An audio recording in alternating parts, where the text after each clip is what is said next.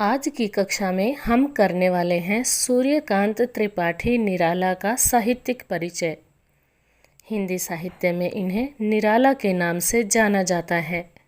इनका जन्म सन 1896 में पश्चिमी बंगाल के मेदिनीपुर जिले में हुआ था।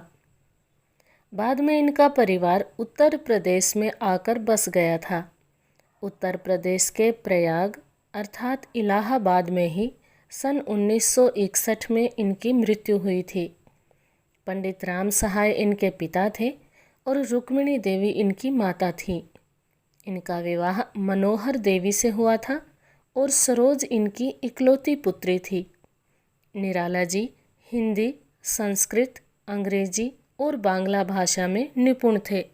आइए अब जानते हैं कि इनकी प्रमुख रचनाएं कौन कौन सी हैं और हिंदी साहित्य में इनका क्या स्थान है।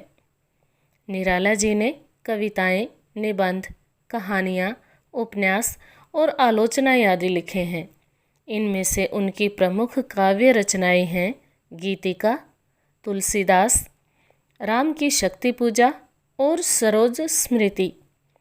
अपनी इकलौती पुत्री सरोज की मृत्यु से दुखी होकर निराला जी ने सरोज स्मृति की रचना की थी। राम की शक्ति पूजा में राम रावण के युद्ध के समय का अद्भुत वर्णन इन्होंने किया है।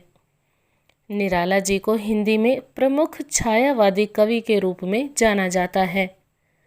कविता में छंद के बंधन को तोड़ने वाले और सामाजिक जीवन में पुरानी परंपराओं को तोड़ने के कारण इन्हें विद्रोही कवि भी कहा जाता है। और अब जानते हैं निराला जी के साहित्य के कला पक्ष अर्थात उनकी भाषा शैली के बारे में।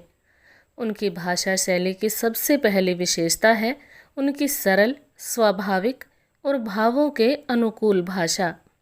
दूसरी, उनकी भाषा में तत्सम, तद्भव, देशज और विदेशज सभी प्रकार के शब्द मिलते हैं अर्थात उन्होंने मिश्रित शब्दावली का प्रयोग अपनी कविताओं में किया है। तीसरी, मुहावरों और लोकोक्तियों के प्रयोग के कारण उनकी भाषा सशक्त अर्थात मजबूत हो गई है। चौथी, निराला के काव्य की चौथी विशेषता है नई बिंब योजना और नए प्रतीकों का प्रयोग, जो कि उनकी भाषा को और अधिक प्रभावशाली बनाता है।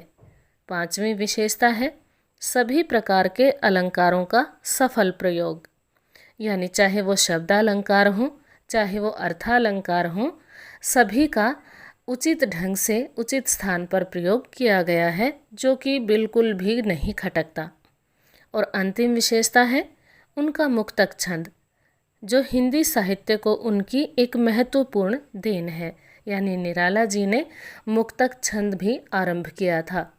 आइए अब हम जानते हैं इनकी कविताओं के काव्य सौंदर्य में भाव पक्ष के बारे में।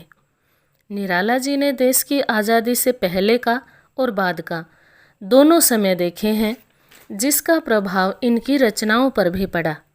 इसलिए निराला जी का साहित्य राष्ट्र प्रेम की भावना से परिपूर्ण है। इनके साहित्य की दूसरी विशेषता यह है कि इनकी कविताओं में प्रकृति का स्वाभाविक चित्रण किया गया है। तीसरी विशेषता यह है कि इन्होंने अपनी ज़्यादातर कविताओं में नारी के पवित्र गुणों का वर्णन किया है। कहीं कहीं शारीरिक सौंदर्य का भी वर्णन मिलता है। चौथी विशेषता, निराला जी छायावाद के कवि हैं, परंतु फिर भी उनके काव्य में छायावाद के साथ साथ प्रगतिवादी भावना भी दिखाई देती है। भाव पक्ष की अंतिम विशेषता उनका विद्रोही स्वभाव है, जिसका प्रभाव उनकी कविताओं पर भी दिखाई देता है।